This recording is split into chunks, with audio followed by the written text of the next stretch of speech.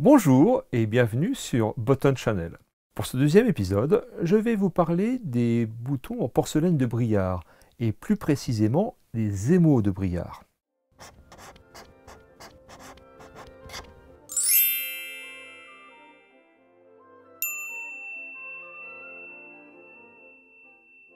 Briare est une petite ville située sur les bords de Loire. Desservie par de nombreux canaux, facilitant les échanges commerciaux avec la capitale, Paris, située à seulement 150 km. Entourée de forêts, cette ville était l'emplacement idéal pour l'installation d'une manufacture de porcelaine. Le bois pour les fours, les canaux pour les échanges commerciaux, c'est en 1837 que l'usine de Briare ouvrira ses portes et ses fourneaux.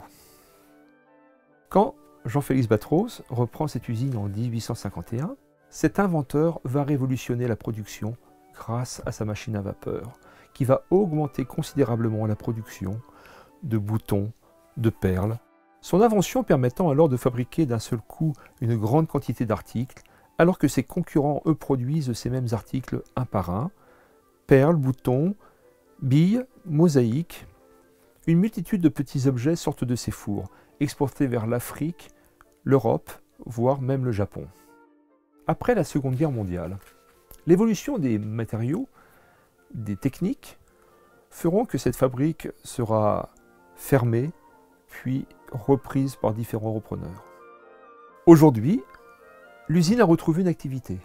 Certes, elle ne fabrique plus ni boutons ni perles, mais de magnifiques carreaux, carrelages, mosaïques, héritage d'un savoir-faire français.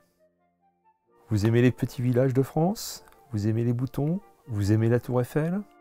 Visitez ce beau village de France. Au printemps, après avoir visité le musée des émaux de Briare, situé dans les anciens bureaux d'origine où se trouve une magnifique collection. Flânez sur les bords de Loire et dirigez-vous vers le pont-canal érigé par Gustave Eiffel. Ensuite, prenez la direction de la place et visitez l'église richement décorée avec des mosaïques en émaux de Briare. Merci de m'avoir suivi et rendez-vous pour une prochaine histoire de boutons.